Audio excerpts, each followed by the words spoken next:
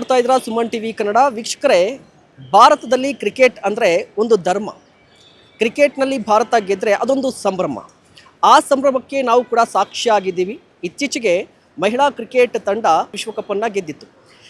ಈ ಸಂಭ್ರಮದ ನಡುವೆ ಇವತ್ತು ಭಾರತದ ಮಹಿಳಾ ಕ್ರಿಕೆಟ್ ತಂಡ, ಅದರಲ್ಲೂ ಕೂಡ ಅಂಧರ ಕ್ರಿಕೆಟ್ ತಂಡ ವಿಶ್ವಕಪ್ಪನ್ನು ಗೆದ್ದಿದೆ. ಚೊಚ್ಚಲ T20 ವಿಶ್ವಕಪ್ಪನ್ನು ಗೆದ್ದಿದೆ. ಅದರ ಬಗ್ಗೆ ನಮ್ಮ ಜೊತೆಯಲ್ಲಿ ಮಾತನಾಡಲಿಕ್ಕೆ ಇಡೀ ತಂಡವನ್ನು ಕಟ್ಟಿದಂತಹ ಮಹಂತೇಶ್ ಅವರು ನಮ್ಮ ಜೊತೆಲಿದ್ದಾರೆ. ಅವರನ್ನು ಮಾತಾಡ್ಸೋಣ ಬನ್ನಿ.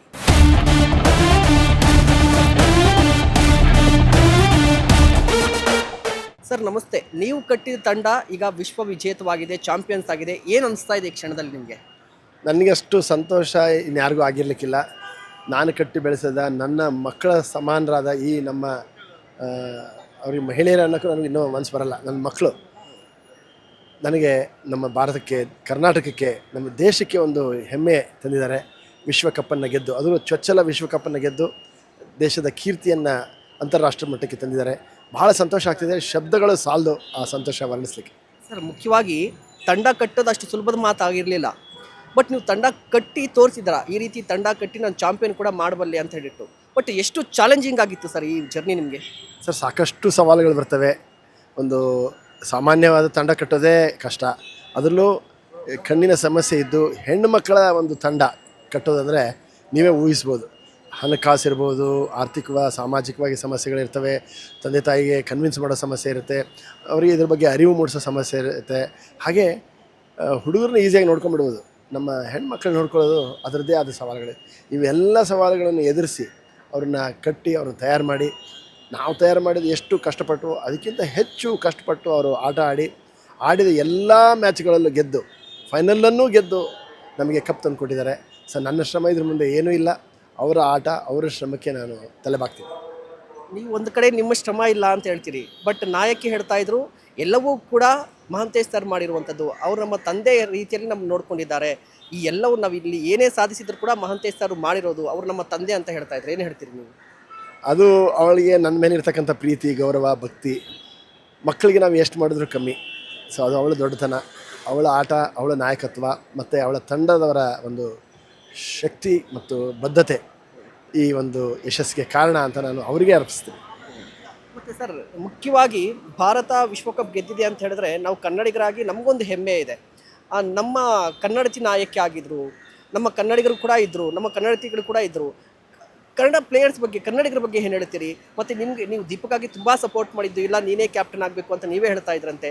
ದೀಪಿಕಾ ಅವರಲ್ಲಿ ನಿಮಗೆ ಅಂಥ ಟ್ಯಾಲೆಂಟ್ ಏನು ತೋರಿಸ್ತು? ಯಾಕೆ ಅಷ್ಟೊಂದು ಇಂಟ್ರೆಸ್ಟ್ ತೊಗೊಂಡಿದ್ರಿ ಅಂತ? ಅವಳಿಗೆ ಮೊದಲಿಂದಲೂ ಅವಳಲ್ಲಿ ಒಂದು ಛಲ, ದೃಢತೆ ಮತ್ತು ಶ್ರದ್ಧೆ ಇತ್ತು. ಸೊ ಅದನ್ನು ನೋಡಿದಾಗ ನನಗೆ ಅನಿಸಿತ್ತು, ಇವಳಲ್ಲಿ ಒಂದು ಸ್ಪಾರ್ಕ್ ಇದೆ, ಇವಳೇ ರೈಟ್ ಲೀಡರ್, ರೈಟ್ ಕ್ಯಾಪ್ಟನ್ ಅಂತ ಅನಿಸ್ತು. ಮತ್ತು ಇನ್ನೊಂದು ಹೇಳೋದಾದರೆ, ನೀವು ಹೇಳಿದಂಗೆ ಕನ್ನಡ ಹುಡುಗಿಯರು 3 ಜನನೂ ತುಂಬ ಚೆನ್ನಾಗಿ ಆಡಿದ್ರು. ಮತ್ತು ಭಾರತದ ಅಂಧರ ಕ್ರಿಕೆಟ್ ಮಂಡಳಿ ಕರ್ನಾಟಕದಲ್ಲಿದೆ.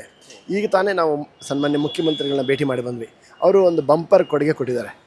ಪ್ರತಿ ಕನ್ನಡ ಆಟಗಾರ್ತಿಗೆ 10 ಲಕ್ಷ ನಗದು ಮತ್ತು ಕರ್ನಾಟಕದ ಅಲ್ಲದವ್ರಿಗೂ ಕೂಡ 2 ಲಕ್ಷ ರೂಪಾಯಿ ನಗದು ಕೊಟ್ಟಿದ್ದಾರೆ. ಮತ್ತು ಕರ್ನಾಟಕದಿಂದ ಆಡಿರ್ತಕ್ಕಂಥ ನಮ್ಮ ಹುಡುಗಿರಿಗೆ ಸರ್ಕಾರಿ ಕೆಲಸ ಘೋಷಣೆ ಮಾಡಿದ್ದಾರೆ. ಲಕ್ಷ್ಮೀ ಹೆಬ್ಬಾಳ್ಕರ್ ಅವರು ಅದನ್ನು ಸಪೋರ್ಟ್ ಮಾಡಿದ್ದಾರೆ. ನಮ್ಮ ನೆಚ್ಚಿನ MC ಸುಧಾಕರ್ ಸರ್ ಅವರು ಇದಕ್ಕೆ ಶಬಾಷ್ ಕೊಟ್ಟು ಮುಖ್ಯಮಂತ್ರಿಗಳ ಹತ್ರ ಕರ್ಕೊಂಡೋಗಿ, ಸೊ ಈ ಥರದ ಒಂದು ಸವಲತ್ತು ನಮ್ಮ ರಾಜ್ಯದಲ್ಲಿ ಸಿಗ್ತಾ ಇರೋದು ನನಗೆ ಭಾಳ ಹೆಮ್ಮೆ ಅನಿಸುತ್ತೆ. ನಾವು ಕನ್ನಡಿಗರು, ಕರ್ನಾಟಕದವರು ಅಂತ ಹೇಳಿ. ಮತ್ತು ಸರ್, ಈಗ ಕ್ರಿಕೆಟ್ ಅಂತ ಬಂದರೆ ಬರೀ ಪುರುಷರಿಗೆ ಮಾತ್ರ ಸೀಮಿತ ಆಗಿರುವಂಥದ್ದು. ಈಗ ವುಮೆನ್ಸ್ ಕ್ರಿಕೆಟ್ ನಡೀತಾ ಇದೆ, ಮನೆ ಚಾಂಪಿಯನ್ಸ್ ಆದರು. ಇದರ ನಡುವೆ ಮಹಿಳಾ ಕ್ರಿಕೆಟರ್ಸ್, ಅದರಲ್ಲೂ ಕೂಡ ಅಂಧರನ್ನು ತೆಗೆದುಕೊಂಡು ಅಂಧರ ಕ್ರಿಕೆಟ್ ತಂಡವನ್ನು ಕಟ್ಟೋದಷ್ಟು ಸುಲಭವಾಗಿರಲಿಲ್ಲ. ಸಪೋರ್ಟ್ ತುಂಬ ಕಡಿಮೆ ಇರುತ್ತೆ. ಈ ಸಪೋರ್ಟ್ ಇಲ್ಲದೇ ಇರುವಂಥ ಈ ತಂಡವನ್ನು ಕಟ್ಟೋದು ಚಾಲೆಂಜಿಂಗ್ ಆಗಿತ್ತು ಅಂತ ನೀವು ಹೇಳ್ತಾ ಇರುವಂಥದ್ದು. ಬಟ್ ನೀವು ಏನು ಹೇಳ್ತೀರಿ? ಇಲ್ಲ ಮಹಿಳಾ ತಂಡಕ್ಕೂ ಕೂಡ ಇನ್ನೂ ಸಪೋರ್ಟ್ ಬೇಕು ಅಂತ ಹೇಳ್ತೀರಾ? ಏನು ಹೇಳ್ತೀರಿ ಇದಕ್ಕೆ? ಇಲ್ಲ, ಖಂಡಿತವಾಗಿ ಇನ್ನೂ ಸಾಕಷ್ಟು ಸಪೋರ್ಟ್ ಬೇಕು. ಎಲ್ಲಿ ಅವಕಾಶ ಇರಲ್ಲ, ಎಲ್ಲಿ ಸಹಾಯ ದೊರೆಯಲ್ವೋ ಅದನ್ನು ಮಾಡೋದೇ ಬಹಳ ಮುಖ್ಯ. ಅದನ್ನು ಮಾಡೋದ್ರಲ್ಲಿ ಸಿಗೋ ಖುಷಿ ಇನ್ಯಾವುದ್ರಲ್ಲೂ ಇಲ್ಲ. ಸೊ ಅದನ್ನು, ಆ ಸವಾಲುಗಳನ್ನೆಲ್ಲ ಮೆಟ್ಟಿ ನಿಂತು ಇವ್ರನ್ನ ಒಂದು ಹಂತಕ್ಕೆ ತಂದು ಅವರು ಅದನ್ನು ಸ್ವೀಕರಿಸಿ, ಅದನ್ನು ಸವಾಲಾಗಿ ಸ್ವೀಕರಿಸಿ ಅವರು ಒಂದು ಯಶಸ್ಸು ತಂದುಕೊಟ್ಟಾಗ ಸಿಗುವಂಥ ಒಂದು ಸಂತೋಷ ಬಹಳ ದೊಡ್ಡದು. ಸೊ ನಾನು ತಮ್ಮ ಮೂಲಕ ಮನವಿ ಮಾಡ್ಕೊಳ್ಳೋದು ಸರ್ಕಾರಕ್ಕೆ, ಬಹುರಾಷ್ಟ್ರಗಳ ಕಂಪ್ನಿಗಳಿಗೆ, ದಾನಿಗಳಿಗೆ, ನಮ್ಮ ಅಂಧ ಮಹಿಳೆಯರಿಗೆ ಸಪೋರ್ಟ್ ಮಾಡಿ, ಅದರಲ್ಲೂ ಅಂಧ ಕ್ರಿಕೆಟಿಗರಿಗೆ ಸಪೋರ್ಟ್ ಮಾಡಿ. ಯಾಕಂದರೆ ಭಾರತದಲ್ಲಿ ಕ್ರಿಕೆಟ್ ಒಂದು ಧರ್ಮಕ್ಕಿಂತ ದೊಡ್ಡದು.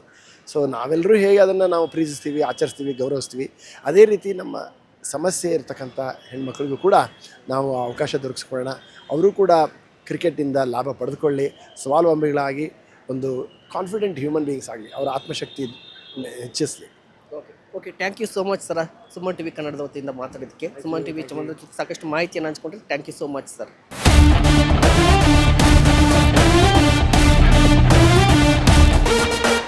ಏನು ಅನಿಸ್ತಾ ಇದೆ ನಿಮಗೆ world cup ಗೆದ್ದಿರೋದಕ್ಕೆ?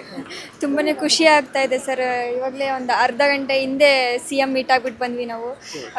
C M sir ಸಹ ನಮಗೆ ತುಂಬಾ ಒಳ್ಳೆ ಫೆಸಿಲಿಟಿ ಕೊಟ್ಟರು. ಕರ್ನಾಟಕ ಪ್ಲೇಯರ್ಸ್ಗೆ 10 ಲಕ್ಷ ಅನೌನ್ಸ್ ಮಾಡಿದ್ರು. ಮತ್ತು ಎಲ್ಲ ಪ್ಲೇಯರ್ಸ್ಗೂ 2 ಲಕ್ಷ ಕೊಡ್ತೀನಿ ಅಂತಂದರು. ಮತ್ತು ನಮ್ಮ ಕರ್ನಾಟಕ ಪ್ಲೇಯರ್ಸ್ಗೆ ಗೌರ್ಮೆಂಟ್ ಜಾಬ್ ಸಹ ಕೊಡ್ತೀನಿ ಅಂತ ಭರವಸೆ ಕೊಟ್ಟಿದ್ದಾರೆ ನಮಗೆ. ತುಂಬ ಖುಷಿಯಾಗುತ್ತೆ ಸರ್ ನಮಗೆ. ಯಾಕಂತ ಅಂದರೆ ನಮ್ಮ ವರ್ಲ್ಡ್ ಕಪ್ ಕಂಡಕ್ಟ್ ಮಾಡೋದಕ್ಕೆ ಕರ್ನಾಟಕ ಗೌರ್ಮೆಂಟ್ ತುಂಬಾ ಸಪೋರ್ಟ್ ಮಾಡಿದೆ ನಮಗೆ. ಮತ್ತು SBI ಆಗಿರ್ಬೋದು, ಕ್ಯಾಬಿ, ಸಮರ್ಥನಮ್, ಎಸ್ಪೆಷಲಿ ನಮಗೆ ಮಹಂತೇಶ್ ಸರ್ ಇಲ್ಲದೆ ನಾವು ಈ ಸ್ಥಾನದಲ್ಲಿ ಇರೋದಕ್ಕೆ ಸಾಧ್ಯನೇ ಆಗ್ತಾ ಇರಲಿಲ್ಲ. ಮತ್ತು ಇಂಡಸ್ಇಂಡ್ ಬ್ಯಾಂಕ್ ಆಗಿರ್ಬೋದು ತುಂಬಾ ಸಪೋರ್ಟ್ ಮಾಡಿದೆ ನಮಗೆ ಸರ್. ಮಹಂತೇಶ್ ಅವ್ರ ಬಗ್ಗೆ ಏನು ಹೇಳ್ತೀರಿ? ಅವ್ರು ತುಂಬ ಸಪೋರ್ಟ್ ಮಾಡಿದ್ದಾರೆ. ಕಂಪ್ಲೀಟ್ ಆಗಿ ಅವರು ದ್ರೋಣಾಚಾರ್ಯರಾಗಿ ನಿಂತ್ಕೊಂಡಿದ್ರು ಅವರು ನಿಮಗೆ. ಸರ್ ಮಹಂತೇಶ್ ಸರ್ ನನಗೆ ಒಂಥರ ದೇವ್ರು ಕೊಟ್ಟಿರೋ ಅಪ್ಪ ಇದ್ದಂಗೆ ನನಗೆ ಮಹಂತೇಶ್ ಸರ್. ನಾನು ಯಾವ ಜನ್ಮದಲ್ಲಿ ಏನು ಪುಣ್ಯ ಮಾಡಿದ್ನೋ ನನಗೆ ಗೊತ್ತಿಲ್ಲ. ನನಗೆ ಈ ಜನ್ಮದಲ್ಲಿ ನನ್ನ ಹೆತ್ತ ತಂದೆ ಇದ್ದಾರೆ. ನನ್ನ ಹೆತ್ತ ತಂದೆಗಿನ್ನ ಜಾಸ್ತಿ ನನಗೆ ಅಂತಂದರೆ ಪ್ರೋತ್ಸಾಹಿಸ್ತಾರೆ ನನಗೆ. ಅಂತಂದರೆ ನನ್ನ ತಂದೆ ತಾಯಿ ರೈತರು, ಕೂಲಿ ಕೆಲಸ ಮಾಡ್ತಾರೆ. ಬಟ್ ಅವ್ರಿಗೆ ಅಷ್ಟಾಗಿ ಏನೂ ಗೊತ್ತಾಗಲ್ಲ ಸರ್. ಮಹಂತೇಶ್ ಸರ್ ನನಗೆ ಎಲ್ಲದರಲ್ಲೂ ನೀನು ಮಾಡು, ನೀನು ತಂಡನ ನಿಭಾಯಿಸು ಅನ್ನೋದು ಯಾವಾಗಲೂ ಅವರಿಗೆ ಒಂದು ಆಸೆ ಇತ್ತು. ನನಗೆ ಯಾವಾಗಲೂ ಹೇಳ್ತಾಯಿದ್ರು ಮಹಂತೇಶ್ ಸರ್, ನೀನು ಕ್ಯಾಪ್ಟನ್ ಆಗು, ನಾನು ನೋಡಬೇಕು ಯಾವ ಥರ ನಿಭಾಯಿಸ್ತೀಯಾ ಅಂತ. ಸೊ ಅವರಿಗೊಂದು ಬೆಲೆ ಕೊಟ್ಟು ನಾನು ಕ್ಯಾಪ್ಟನ್ಸಿ ತೊಗೊಂಡೆ. ಬಟ್ ನನಗೆ ಕ್ಯಾಪ್ಟನ್ಸಿ ತುಂಬಾ ಪ್ರೌಡ್ ಅನ್ನಿಸುತ್ತೆ ಸರ್. ನನಗೆ ಒಂಥರ ಏನು ನನಗೆ ಜಾಸ್ತಿ ಏನು ಹೇಳೋದಕ್ಕಾಗಲ್ಲ. ಕ್ಯಾಪ್ಟನ್ಸಿ ಬರುತ್ತೆ, ನನ್ನ ಕ್ಯಾಪ್ಟನ್ಸಿಲಿ ಟೀಮ್ ಇಂಡಿಯಾ ಗೆಲ್ಲುತ್ತೆ ಅಂತ ಎಕ್ಸ್ಪೆಕ್ಟ್ ಅಂತಂದರೆ ನಮಗೆ ಮುಂಚೆಲೇ ಅಂತಂದರೆ ನಾವು ಕ್ಯಾಂಪಲ್ಲಿ ಇದ್ದಾಗ ಯಾವಾಗ ಟೀಮ್ ಸೆಲೆಕ್ಷನ್ ಆಯಿತೋ ಆಗಲೇ ತುಂಬಾ ನನಗೆ ವಿಶ್ವಾಸ ಆಯಿತು ನನ್ನ ಟೀಮ್ ಮೇಲೆ. ಯಾಕಂತಂದರೆ ಎಲ್ಲರೂ ಚೆನ್ನಾಗಿ ಆಡೋ ಪ್ಲೇಯರ್ಸ್ ಇದ್ದಾರೆ. ಮಧ್ಯಪ್ರದೇಶದಿಂದ ಆಗಿರ್ಬೋದು, ಒಡಿಸ್ಸಾಯಿಂದ ಆಗಿರ್ಬೋದು, ರಾಜಸ್ಥಾನಿಂದ ಆಗಿರ್ಬೋದು, ಜಮ್ಮು ಕಾಶ್ಮೀರಿಂದ ಆಗಿರ್ಬೋದು, ಡೆಲ್ಲಿಯಿಂದ ಆಗಿರ್ಬೋದು, ಮತ್ತು ಅಸ್ಸಾಮಿಂದ ಆಗಿರ್ಬೋದು, ಎಲ್ಲ ಒಳ್ಳೊಳ್ಳೆ ಪ್ಲೇಯರ್ಸ್ ಇದ್ದಾರೆ ನಮ್ಮಲ್ಲಿ. ಸೊ ನನಗೆ ತುಂಬ ಕಾನ್ಫಿಡೆಂಟ್ ಇತ್ತು, ಪಕ್ಕ ಇಂಡಿಯಾ ವಿನ್ ಅದೇ ಆಗುತ್ತೆ ಅಂತ. ಈಗ ಫೈನಲ್ ನಾನು ಕೂಡ ನೋಡ್ತಾ ಇದ್ದೆ. ಆ ಫೈನಲ್ಗಿಂತ ಮುಂಚೆ, ಫೈನಲ್ ಮ್ಯಾಚ್ಗೂ ಮುಂಚೆ ನೀವು ಯಾರೂ ನಿದ್ದೆ ಮಾಡಿರಲಿಲ್ಲ, ಒಂದು ಎಕ್ಸೈಟ್ಮೆಂಟ್ ಇತ್ತು ಅಂತ. ಆ ಫೈನಲ್ ಮ್ಯಾಚ್ ಎಕ್ಸೈಟ್ಮೆಂಟ್ ಹೇಗಿತ್ತು, ಫೈನಲ್ ಪ್ರಿಪ್ರೇಷನ್ಸ್ ಹೇಗಿತ್ತು ಅಂತ ಹೇಳ್ಬೋದಾ? ಸರ್ ಫೈನಲ್ ಪ್ರಿಪ್ರೇಷನ್ನು ನನ್ನ ಟೀಮ್ ಜೊತೆ ಡಿಸ್ಕಷನ್ ಮಾಡಿದ್ದೊಂದೇ. ನಾವು ನಮ್ಮ ಭಾರತಕ್ಕೋಸ್ಕರ ಆಡ್ತಾ ಇದ್ದೀವಿ, ನಮ್ಮ ಅಪ್ಪ ಅಮ್ಮಂಗೋಸ್ಕರ ಆಡ್ತಾ ಇದ್ದೀವಿ. ಇಷ್ಟು ಸ್ಟ್ರಗಲ್ ಮಾಡಿರೋ ಮಹಂತೇಶ್ ಸರ್, ಕ್ಯಾಬಿ, ಸಮರ್ಥನಮ್, ಮತ್ತು ನಮಗೆ ನಾವು ಇಷ್ಟು ಸೇಫಾಗಿದ್ದೀವಿ ಅಂತಂದರೆ ಅದು ಒಂದೇ ಕಾರಣ, ನಮ್ಮ ಯೋಧರು. ಅವರಿಗೋಸ್ಕರ ಆಡೋಣ, ಅವರಿಗೋಸ್ಕರ ನಾನು ಈ ಒಂದು ವರ್ಲ್ಡ್ ಕಪ್ನ ಅವರಿಗೆ ಡೆಡಿಕೇಟ್ ಮಾಡ್ತೀನಿ ಸರ್. ಮತ್ತು ಈ ಫೈನಲಲ್ಲಿ ಆಡ್ತಾ ಇರ್ತೀರಾ, ಒನ್ಸ್ ನಿಮ್ಗೆ ಅನಿಸುತ್ತೆ ನೀವು ಗೆದ್ದಿದ್ದೀರಿ ಅಂತ ಹೇಳಿದ್ರೆ, ಆ ಕ್ಷಣ ಏನಿಸ್ತು? ಇಂಡಿಯಾ ಒಂದ ಮ್ಯಾಚ್ ಅಂದಾಗ ಏನು ಅನ್ನಿಸ್ತು ನಿಮಗೆ? ಸರ್ ಆ ಕ್ಷಣ ನನಗೆ ಏನೂ ನೆನಪಂದಿಲ್ಲ. ನಾವು ಅಂತಂದರೆ 16 ಜನ ಪ್ಲೇಯರ್ಸ್ ಇದ್ದೀವಲ್ಲ, ಎಲ್ಲ ಫುಲ್ಲು ಒಂದು ಕುಟುಂಬ ಇದೆಯಲ್ಲ, ತುಂಬ ಬಡ ಕುಟುಂಬದವರು. ಅಂದರೆ ಒಂದು ಟೈಮು ಹೊಟ್ಟೆ ತುಂಬ ಊಟ ಮಾಡೋದಕ್ಕೆ ಅಷ್ಟು ಕಷ್ಟ ಇರೋ ಕುಟುಂಬದಿಂದ ಬಂದಿದ್ದಾರೆ. ಸೊ ನನಗೆ ಅವರ ಅಪ್ಪ ಅಮ್ಮ ನನಗೆ ನೆನಪಾಗಿದ್ದು ಆ ಕ್ಷಣದಲ್ಲಿ. ನನ್ನ ಪ್ಲೇಯರ್ಸ್ ಎಲ್ಲ ಅಪ್ಪ ಅಮ್ಮ ನನಗೆ ನೆನಪಾಗಿದ್ದೆ ಸರ್. ಓಕೆ, ಈಗ ನೀವು ಗೆದ್ದಿದ್ದೀರಾ, ಈಗ ಎಲ್ಲ ಕಡೆ ಕೂಡ ನಿಮ್ಮ ಬಗ್ಗೆ ಮಾತನಾಡ್ತಾ ಇದ್ದಾರೆ. ಬಟ್ ಮೂಲತಃ ನೀವು ಯಾರು ಅಂತ ಬಂದಾಗ ನೀವು ಹೇಳ್ತಾ ಇದ್ರಿ ಬಡ ಕುಟುಂಬದಿಂದ ಬಂದಿದ್ದೀನಿ ಅಂತ ಹೇಳ್ಬಿಟ್ಟು. ಬಟ್ ಈ ಜರ್ನಿ ಹೇಗಿತ್ತು ಅಂತ ನಾನು ಅದ್ರ ಬಗ್ಗೆ ಮಾತನಾಡ್ತೀನಿ. ಈ ವರ್ಲ್ಡ್ ಕಪ್ ಜರ್ನಿ ಹೇಗಿತ್ತು ನಿಮಗೆ? ಯಾವ ತಂಡದ ತುಂಬ ಡಿಫಿಕಲ್ಟ್ ಅಂತು? ಯಾವ ತಂಡ ನಿಮಗೆ ಡಿಫಿಕಲ್ಟ್ ಆಗಿತ್ತು?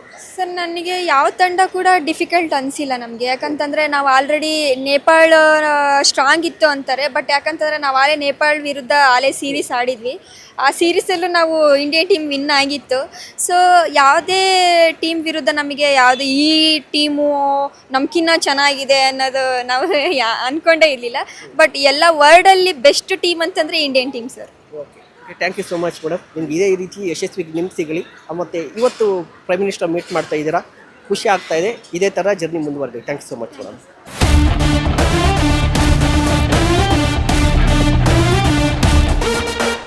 God has given us complete organ, 2 hands, 2 legs, and full physical body. Still, we are not able to do good things in sports in life. We creep always. But look at these girls with so much of compromise and lot of disability. They have achieved a talent and they have achieved a great success for India. I wish them good luck, good life, and happy landings. These girls छोटा मोटा उनके पास वो blindness है जो भी है वो कर रही है, ये बहुत बड़ी अचीवमेंट हमारे लिए है। मैं उनके लिए है बहुत शुभकामनाएं देती हूँ और हमारे देश के लिए बहुत सौभाग्य की बात है कि ऐसे बेटियाँ हमारे देश में है और हमारे भारत का नाम आगे बढ़ा रही है। Thank you.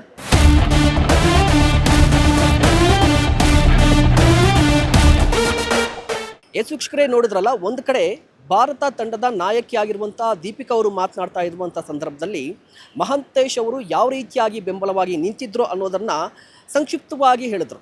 ಅದೇ ಸಂದರ್ಭದಲ್ಲಿ ಮಹಾಂತೇಶ್ ಅವರು ಕೂಡ ಮಾತನಾಡ್ತಾ ಮಹಿಳಾ ಕ್ರಿಕೆಟ್ಗೆ, ಅದರಲ್ಲೂ ಕೂಡ ಮಹಿಳಾ ಅಂಧರ ಕ್ರಿಕೆಟ್ ತಂಡಕ್ಕೆ ಇನ್ನಷ್ಟು ಸಪೋರ್ಟ್ ಬೇಕಾಗಿದೆ ಅಂತ ಕೂಡ ಮನವಿಯನ್ನು ಮಾಡಿಕೊಂಡಿದ್ದಾರೆ. ಈ ಕ್ರಿಕೆಟ್ ತಂಡಕ್ಕೆ ಶುಭವಾಗಲಿ ಅನ್ನೋದೇ ಸುಮನ್ ಟಿವಿಯ ಆಶಯ ಕೂಡ ಆಗಿದೆ.